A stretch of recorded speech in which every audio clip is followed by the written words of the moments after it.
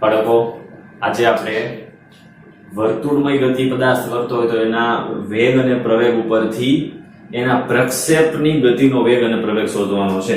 ઉદાહરણ તરીકે આ નિયમિત વર્તુળમય ગતિ પદાર્થ કરે છે તો આ એનો વ્યાસ થઈ ગયો. તો કોણ અહીંયા હોય તો આ દિશામાં એનો વેગ હોય તો એનો પ્રક્ષેપનો વેગ આ દિશામાં હોય તો એ વેગ કેટલો હોય એ શોધવાનો છે. અહીંયા એનો પ્રવેગ કેન્દ્ર તરફ હોય તો આ પ્રક્ષેપનો પ્રવેગ એ કેટલો હોય એ શોધવાનો છે. આ બે સવાલની વાત કરવાની છે. તો જો આજે જોઈએ સવાલ. પહેલા વેગ વિશે ભણીએ પછી પ્રવેગ વિશે ભણીએ. બે સવાલ અલગ અલગ આપણે મેળવીએ. રેડી? નિયમિત વર્તુળની ગતિ કરતા કણના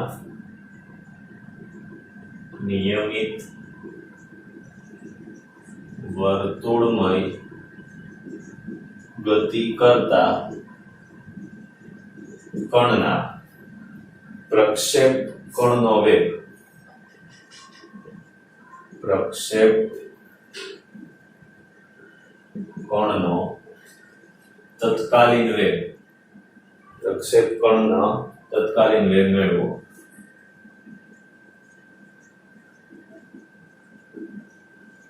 તો આવો સવાલ પૂછાય. નિયમિત વર્તુળની ગતિ કરતા કણના પ્રક્ષેપ કણનો, આ નિયમિત વર્તુળની ગતિ કરે છે કણ, તો આના પ્રક્ષેપ કણનો વેગ કેટલો હોય તે મેળવવાનો છે. અથવા બીજું પૂછાય, બીજો સવાલ સેમ આવી જ રીતે અહીંયા બીજો સવાલ બનાવી દઈએ. બીજો સવાલ એવો બને સેમ આવી જાય. નિયમિત વર્તુળમય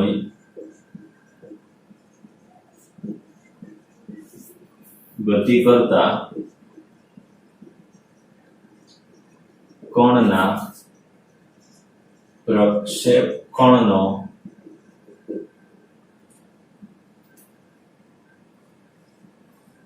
તત્કાલીન પ્રવેગ મેળવો. આવો સવાલ પૂછાય. તો આપણે વેગ અને પ્રવેગ બંને મેળવવાનો છે નિયમિત વર્તુળમય ગતિ પદાર્થ કરતો હોય તો. રેડી? બીજો સવાલ કેવો પૂછાઈ શકે જો, અથવા બીજો સવાલ આમાં પૂછાય, જવાબ આ જ આવશે પણ સવાલ પૂછાય કે જો સંદર્ભ વર્તુળની મદદથી, કોની મદદથી? આપણે વર્તુળ ઉપર લીધું હતું તો સંદર્ભ વર્તુળની મદદથી સરળ આવર્ત ગતિ કરતો હતો પદાર્થ વ્યાસ ઉપર, તો સરળ આવર્ત ગતિ કરતા કણના પ્રક્ષેપ કણનો તત્કાલીન વેગ મેળવો. રેડી? સરળ આવર્ત સંદર્ભ વર્તુળની મદદથી સરળ આવર્ત ગતિ કરતો હોય કોઈ સંદર્ભ વર્તુળ આપણે બનાવી દઈએ. ધારો કે આ સંદર્ભ વર્તુળ લઈ લો, આ x અક્ષ, આ y અક્ષ. આ સંદર્ભ વર્તુળ ઉપર ધારો કે કણ અહીંયા છે p બિંદુએ, t બરાબર t સમયે. રેડી? તો આ o ઉગમ બિંદુ, આ ખૂણો કેટલો થઈ જાય t સમયે. જો 0 સમય હોય તો phi કળા હોય, તો t સમય હોય તો ઓમેગા t પ્લસ phi થઈ જાય. કેટલી થઈ જાય? Omega t plus phi. તો થઈ જાય omega t plus phi. Ready? તો આ સંદર્ભ વર્તુળની મદદથી પદાર્થ આની ઉપર સરળ આવર્ત ગતિ કરતો હોય તો એ કણનો પ્રક્ષેપ જે હોય એનો વેગનું સૂત્ર આપણે મેળવવાનું છે, તત્કાલીન વેગ. તો સેમ આમાં પૂછાય અથવા સવાલ થઈ જાય સંદર્ભ વર્તુળની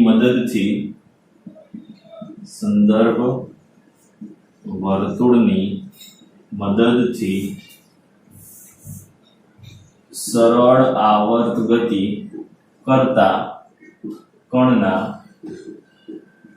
પ્રક્ષેપ કણનો તત્કાલીન પ્રવેગ મેળવો.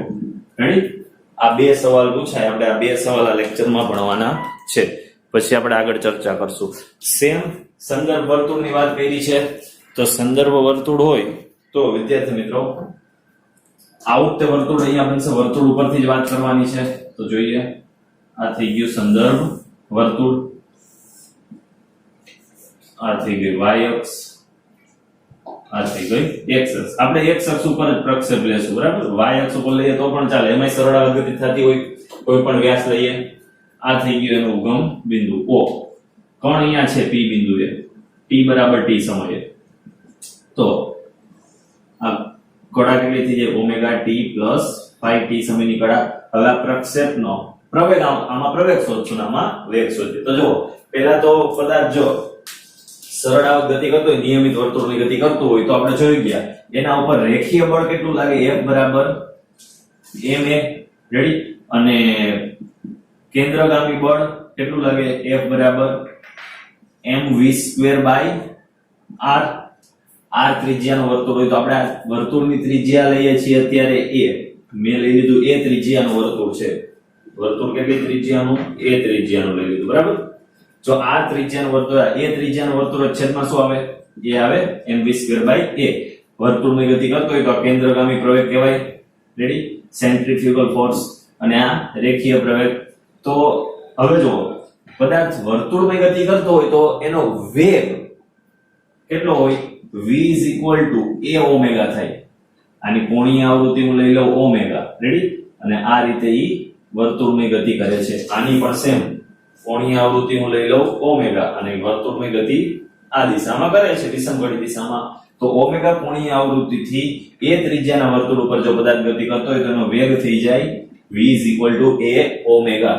તો એનો પ્રવેગ શું થઈ જાય જુઓ. તો આ સેન્ટ્રીફ્યુગલ ફોર્સ છે. તો વર્તુળની ગતિ કરતો હોય તો પ્રવેગ કઈ દિશામાં હોય, પદાર્થ વર્તુળની ગતિ કરતો હોય તો પ્રવેગ હંમેશા કોઈ પણ જગ્યાએ એના કેન્દ્ર તરફની દિશામાં હોય. કઈ દિશામાં હોય, કેન્દ્ર તરફની દિશામાં. તો કેન્દ્રગામી પ્રવેગ જો તો આને સરખાવો તો ma. તો પ્રવેગ શું થઈ જાય v²/a. તો v²/a કેન્દ્રગામી પ્રવેગ થયો. કેન્દ્રગામી પ્રવેગ બરાબર v²/a. તો v શું છે તો કે a ઓમેગા. તો a² ઓમેગા સ્ક્વેર થઈ જાય છેદમાં a કેન્સલ. તો શું આવે a ઓમેગા સ્ક્વેર. તો પ્રવેગ છે નિયમિત વર્તુળની ગતિનો a ઓમેગા સ્ક્વેર અને વેગ છે a ઓમેગા. તો આપણે આ બે વસ્તુનું કામ છે અત્યારે. ખબર પડી કેવી રીતે આવી? પેલા રેખીય બળની વાત કરી આપણે, પછી કેન્દ્રગામી બળની વાત કરી, પછી એમાં પ્રવેગને સરખાવ્યો તો a બરાબર શું થઈ જાય v²/a. અને v આપને ખબર છે ઓમેગા કોણીય આવૃત્તિથી a ત્રિજ્યાના વર્તુળ ઉપર ગતિ કરે તો પ્રવેગ હોય વેગ હોય a ઓમેગા. તો અહીંયા વેગની જગ્યાએ a ઓમેગા મૂકી દો તો a કેન્સલ, તો વધશે a ઓમેગા સ્ક્વેર. તો આ બેની આપણે વાત કરવાની છે અત્યારે હાલ, પ્રવેગ અને વેગ. તો આ પદાર્થ છે કોણ અહીંયા છે, અહીંયા કોણ, તો અહીંયા કોણનો વેગ છે એના સ્પર્શકની દિશામાં હશે. કોની દિશામાં હશે? એના સ્પર્શકની દિશામાં. રેડી? તો મારે કયો વેગ જોઈએ? આ વેગ થઈ ગયો બરાબર, v આ દિશામાં હોય.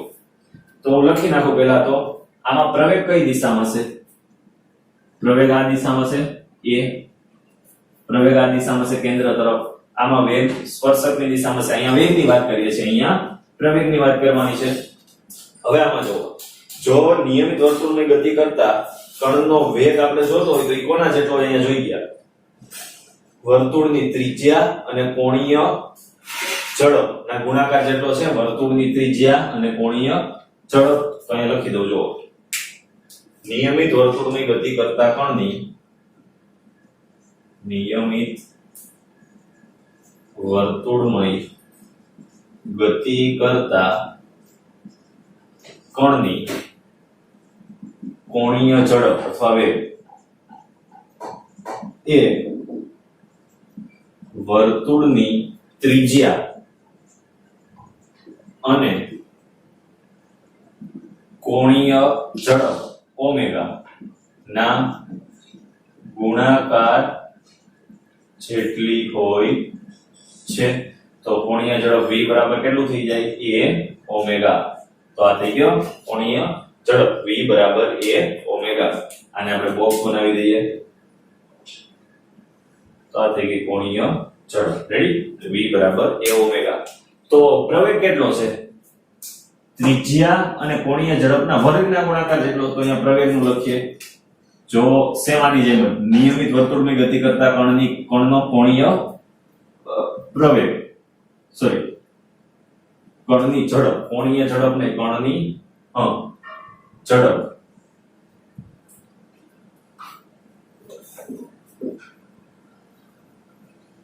અહીંયા આવશે કણની ઝડપ.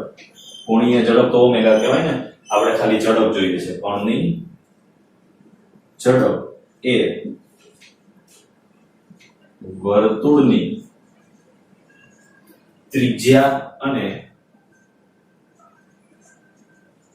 કોણીય ઝડપના ગુણાકાર જેટલી હોય છે. આને જરાક સાઈડમાં લખી નાખીએ આપણે.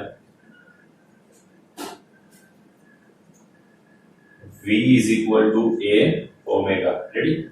આને કહી દઈએ yx. ચાલો, તો આ થઈ ગયું સૂત્ર. v is equal to a omega. Same અહીંયા નિયમિત વર્તુળમાં ગતિ કરતા કણનો પ્રવેગ. નિયમિત વર્તુળમાં ગતિ કરતા કણનો કોણીય ખાલી પ્રવેગ, પાછું કોણીય લખાઈ છે. પ્રવેગ એ કેટલો હશે? પ્રવેગ કેટલો છે? વર્તુળની ત્રિજ્યા અને કોણીય ઝડપના વર્ગના ગુણાકાર જેટલો પ્રવેગ. વર્તુળની ત્રિજ્યા અને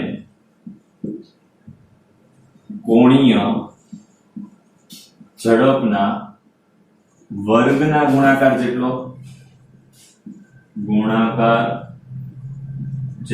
હોય છે. રેડી? તો પ્રવેગ a બરાબર a ઓમેગા સ્ક્વેર. રેડી?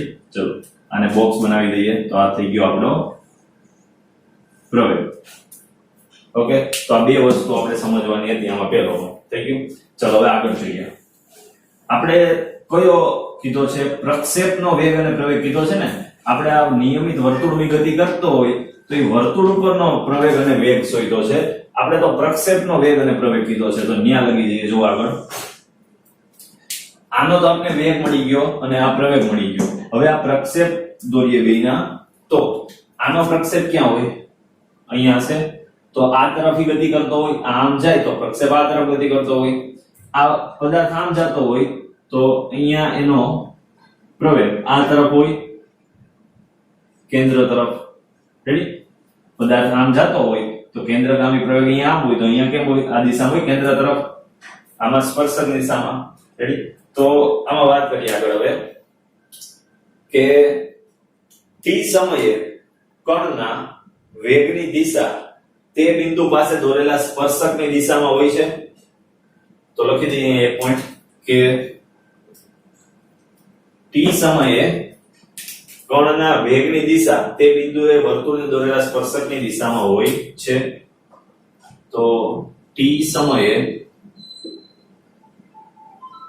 કણના વેગની દિશાની વાત કરી દઈએ. વેગ કેટલો હોય તો આપણે જોઈ લીધું. વેગની દિશા એ તે બિંદુએ વર્તુળને દોરેલા સ્પર્શકની દિશામાં હોય છે. રેડી? t સમયે કણનો વેગ કઈ દિશામાં છે? તો કે આ બિંદુએ હું આ સ્પર્શક દોરું એ દિશામાં છે. જો આમ ગતિ કરતો હોય તો સ્પર્શક આમ ગતિ કરતો હોય તો સ્પર્શક આ બાજુ આવશે. તો આ થઈ ગયો t સમયે કણના વેગની દિશા એ તે બિંદુએ વર્તુળને દોરેલા સ્પર્શકની દિશામાં હોય છે. તો આગળ મારે બીજી વાત કરવી હોય કે t સમયે કણના પ્રવેગની દિશા કઈ હશે? તો કે વર્તુળના કેન્દ્રની દિશામાં હશે. પ્રવેગની દિશા ક્યાં છે? વર્તુળના કેન્દ્રની દિશામાં. તો પ્રવેગની વાત કરી દઈએ. t સમયે કણના સેમાની જેમ જ કણના પ્રવેગની દિશા ક્યાં છે? વર્તુળના કેન્દ્ર તરફ છે અથવા ક્યાં છે? કેન્દ્ર તરફ હોય છે. કોઈ પણ જગ્યાએ હંમેશા કેન્દ્ર તરફ જ હશે ને આમાં હંમેશા સ્પર્શકની દિશામાં હશે. રેડી? તો આ થઈ ગયું આપણે વેગ અને પ્રવેગ અને વેગ અને પ્રવેગની દિશા વિશે. કેન્દ્ર તરફની દિશામાં હોય છે. દેખાય છે બધાને? ઓકે, ચાલો તો આપણે આગળ પણ જોઈએ. પહેલા તો આપણે વેગ વિશે વાત કરી. વેગ એટલે શું થાય? વર્તુળની ત્રિજ્યા અને કોણીય ઝડપનો ગુણાકાર અને એની દિશા તે બિંદુ પાસે દોરેલા સ્પર્શકની દિશામાં. પ્રવેગ વર્તુળની ત્રિજ્યા અને કોણીય ઝડપના વર્ગના ગુણાકાર જેટલો, અને પ્રવેગ તો કે કોઈ પણ બિંદુ પાસે વર્તુળના કેન્દ્ર તરફ હશે. રેડી? કેન્દ્ર તરફ હોય છે. કેન્દ્ર તરફ હોય છે. ચાલો હવે આગળ જોઈએ. આકૃતિમાં દર્શાવ્યા પ્રમાણે કણના x પ્રક્ષેપનો વેગ જોતો છે. મારે આ x પ્રક્ષેપ, આ વેગ આ તરફ જે હોય ને, આ તરફ જે વેગ છે એ વેગ મારે જોતો છે. તો લખો અહીંયા હું આકૃતિમાં દર્શાવ્યા પ્રમાણે, આકૃતિમાં દર્શાવ્યા પ્રમાણે કણના x પ્રક્ષેપનો વેગ, હું અહીં x પ્રક્ષેપના વેગની વાત કરીશ, આ દિશામાં કેટલો હશે એ તો અહીંયા પ્રવેગ. આકૃતિમાં દર્શાવ્યા પ્રમાણે કણના x પ્રક્ષેપનો પ્રવેગ ઈ જ આપણે શોધવાનો છે, અને આમાં વેગ શોધવાનો છે. રેડી? તો પ્રવેગ કેટલો છે જો આકૃતિની ભૂમિતિ ઉપરથી સમજીએ આપણે કે પ્રવેગ એ આ દિશામાં છે, તો મારે આ દિશાનો પ્રવેગ, આના બે ઘટક હું પાડી દઉં, એક તો આ x દિશાનો અને બીજો આ y દિશાનો. રેડી? આ થીટા ખૂણો બનાવે તો અહીંયા આ ખૂણો કેટલો હોય? થીટા હોય.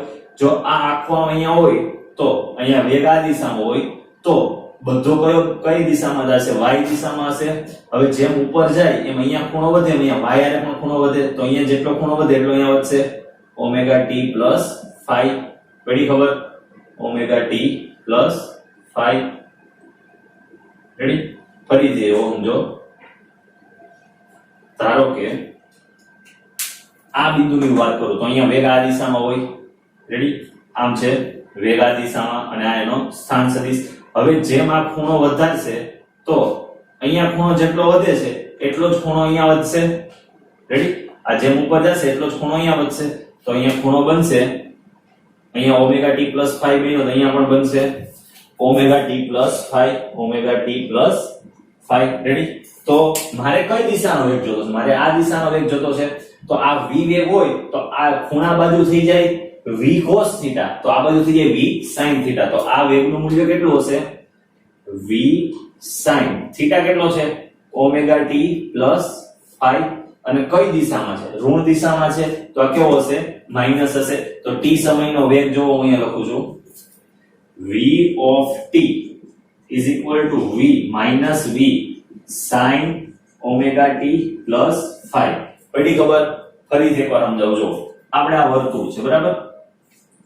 કોણ અહીંયા છે, આ બિંદુ પાસે એનો વેગ આ દિશામાં હોય, તો આ બિંદુ પાસે કઈ દિશામાં હોય? ઉપર તરફની દિશામાં હોય, તો એનો સ્થાન સદિશ થઈ ગયો. અહીંયા હોય ત્યારે એનો સ્થાન સદિશ આ થઈ ગયો. હવે અહીંયા હોય ત્યારે x અક્ષ સાથે કેટલો ખૂણો છે? 0. તો અહીંયા જો આ પણ ખૂણો કેટલો બનાવે? 0. હવે કોણ જેમ ઉપર જાય છે એમ આ અક્ષ સાથે ખૂણો વધ્યો, તો આ અક્ષ સાથે પણ ખૂણો વધ્યો. અહીંયા કેટલો આપણે લઈ લીધો? ઓમેગા t પ્લસ phi લીધો t સમયે, તો અહીંયા પણ કેટલો બનશે? Omega t plus phi. તો આ v વેગ હોય તો આ ઘટક કયો થાય? v cos theta. તો આ ઘટક કયો થાય? v sin theta. તો મારે આ ઘટક જ જોતો છે ને. થીટા કેટલો છે? Omega t plus phi. તો આ કેટલું થઈ જાય? v sin omega t plus phi થઈ જાય. આ દિશામાં છે વેગ, આમ જાય છે એટલે તો આ દિશામાં વેગ માઈનસ લેવાનો, તો આપણે લઈ લીધો v sin થીટા માઈનસ આ બાજુ આવે છે. તો હવે v ની કિંમત શું છે? a omega. તો અહીંયા a ઓમેગા મૂકી દે તો v of t, t સમયે વેગ કેટલો થઈ જાય? Minus a omega sin omega t plus phi. તો આ થઈ ગયો t સમયનો પદાર્થનો તત્કાલીન વેગ. રેડી? આપણે આ સૂત્ર શોધવાનું, તો વેગનું સૂત્ર યાદ રાખવાનું છે. v of t is equal to સરળ આવર્ત ગતિ કરતો હોય, નિયમિત વર્તુળમય ગતિ કે પદાર્થ કરતો હોય તો એના કોઈ પણ x પ્રક્ષેપનો વેગ કયો થાય? તો કે minus a omega sin omega t plus phi. તો આ પ્રક્ષેપનો વેગ મળી ગયો. એટલે સરળ આવર્ત ગતિ પદાર્થ કરતો હોય તો એનો x અક્ષ પરનો વેગ આ હશે. y અક્ષ પરનો શું આવશે? અહીંયા sin ની જગ્યાએ cos થઈ જશે. sin ની જગ્યાએ cos થઈ જશે. y અક્ષ ઉપર જો કોણ આમ જાય છે તો y અક્ષ ઉપર જતો હોય તો ઉપર તરફ જતો હોય ને કેવો આવશે? ધન. તો y અક્ષ નો જો મારે વેગ લખવો હોય તો y અક્ષ નો વેગ અહીંયા ઉપર તરફ જતો હોય તો v cos ઓમેગા t હોય, v cos ઓમેગા t. તો y અક્ષ ઉપરનો વેગ શું થઈ જાય? v of t, v cos omega t plus phi થઈ જાય. અને ઉપર જાય છે તો ઉપર yx ની ધન દિશા તો પ્લસ લેવાનો, રેડી, અને v ની જગ્યાએ a ઓમેગા આવે તો a omega cos omega t plus phi. તો yx ઉપર જો સરળ આવર્ત ગતિ આપણે દર્શાવીએ તો વેગ આ દર્શાવવાનો અને x અક્ષ ઉપર છે તો વેગ આ. ક્લિયર? તો આપણે પહેલા જ વાત કરી હતી કે cos અને sin ઈ કઈ અક્ષ ઉપર આપણે દિશા લઈએ છીએ સરળ આવર્ત ગતિની એ જ બતાવે છે, બીજું કઈ નવું બતાવતા નથી. સેમ અહીંયા વાત કરીએ પ્રવેગની, આ પણ પૂછી નાખીએ હવે, કઈ જરૂર છે નહીં. ચલો હવે પ્રવેગની વાત કરીએ આપણે. તો પ્રવેગ અહીંયા મારે જોતો છે ને આ દિશાનો પ્રવેગ, તો ખૂણો અહીંયા કોણ હોય, ધારો કે કોણ અહીંયા છે તો પ્રવેગ આ તરફ હોય તો આ એનો થઈ ગયો સ્થાન સદિશ. સ્થાન સદિશની દિશામાં પ્રવેગ છે. સ્થાન સદિશે x અક્ષ સાથે બનાવેલો ખૂણો 0 છે. અહીંયા કોણ આવે તો સ્થાન સદિશે ખૂણો બનાવ્યો છે ઓમેગા t પ્લસ phi. તો પ્રવેગ આ દિશામાં થઈ ગયો. તો આપણે જોઈશે આ દિશાનો પ્રવેગ, રેડી. તો અહીંયા ખૂણો કેટલો હતો? 0 હતો. જેમ કોણ ઉપર જાય છે એમ ખૂણો વધતો જાય છે. તો ખૂણો કયો? આ વધે છે. આ ખૂણો પહેલા જુઓ કેટલાનો હતો, આ દિશામાં એનો પ્રવેગ છે, રેડી. તો આ ખૂણો નહીં, આ ખૂણો 0 છે. જેમ ઉપર જાય એમ આ ખૂણો વધતો જાય છે. સમક્ષિતિજ સાથે પહેલા જો આ સમક્ષિતિજ અક્ષ છે, બરાબર, x અક્ષ, એની સાથે પ્રવેગ આ દિશામાં હતો. આ દિશામાં પ્રવેગ છે. તો જેમ આ ઉપર જાય એમ પ્રવેગ તો જો આ આમ નીચે આવતો જાય છે. તો આ સમક્ષિતિજ સાથે પ્રવેગ આમ આવતો જશે. જેમ આ ઉપર જશે કોણ એમ પ્રવેગ આમ થઈ ગયો. તો ખૂણો અહીંયા વધે છે. અહીંયા જેટલો ખૂણો હોય એટલો અહીંયા હોય. આમ z બને છે તો ડાયરેક્ટ ખબર પડી જાય આ ખૂણો છે ઓમેગા t પ્લસ phi. તો આ ઓમેગા t પ્લસ phi છે, આ પ્રવેગ એ છે. તો આ દિશાનો પ્રવેગ કેટલો થાય તો કે a cos omega t plus phi. cos કેમ લીધું? કારણ કે આ ખૂણો બનાવેલો છે એ દિશામાં આપણે વાત કરવાની છે. આ પ્રવેગ લીધો હોત તો એ y અક્ષ નો થઈ જાય તો sin omega t plus phi આવત, પણ આપણે તો x પ્રક્ષેપનો જોઈએ છે. તો લખીએ પ્રવેગ a of t સમયનો પ્રવેગ. હવે આ ઋણ દિશામાં છે તો અહીંયા પણ મારે ઋણ લગાડવું પડશે, માઈનસ, રેડી. તો આ દિશામાં કયો આવ્યો? a cos omega t plus phi આવે છે. ઓકે, ચલો એની કિંમત કઈ છે? a omega square. તો a of t બરાબર શું આવશે? Minus a omega square cos omega t plus phi. તો આ થઈ ગયો t સમયનો તત્કાલીન પ્રવેગ. સરળ આવર્ત ગતિ કરતો હોય પદાર્થ તો આપણે આ જ સમજવાનું હતું. y અક્ષ ઉપરનો આપણે જોઈ લીધો, નીચે તરફ છે એટલે એ પણ ઋણ આવશે પ્રવેગ. તો સવાલ પૂછાય તો આટલો આમાં જવાબ લખવાનો. શું છે? નિયમિત વર્તુળની ગતિ કરતો હોય પદાર્થ તો એના પ્રક્ષેપનો પ્રવેગ આ રીતે મળશે, વેગ આ રીતે મળશે, રેડી. કેટલા પોઈન્ટ છે? 1 2 3 અને આટલું છે. કેલ્ક્યુલેશન થોડું સમજણ મહત્વની હતી. આમાં જો હું બતાવી દઉં તો અહીંયા પ્રવેગ એ નીચે તરફ છે તો આપણે આ દિશાનો પ્રવેગ જોઈએ છે. આ ખૂણો કેટલો થાય? તો આ ખૂણો થાય omega t plus phi, ready. આ દિશાનો પ્રવેગ આપણે જોતો નથી. બે ઘટક પાડી દઉં તો ઓમેગા t ખૂણો હોય, ઓમેગા t પ્લસ phi ખૂણો, તો આ ઘટક કેટલો થઈ જાય? a cos omega t plus phi થઈ જાય. તો મારે આ દિશાનો પ્રવેગ જોતો છે, કેટલો મળ્યો? a cos omega t plus phi, ready. અને ઋણ દિશામાં છે તો અમે ઋણ લઈ લીધો. પડી ખબર કે નહીં?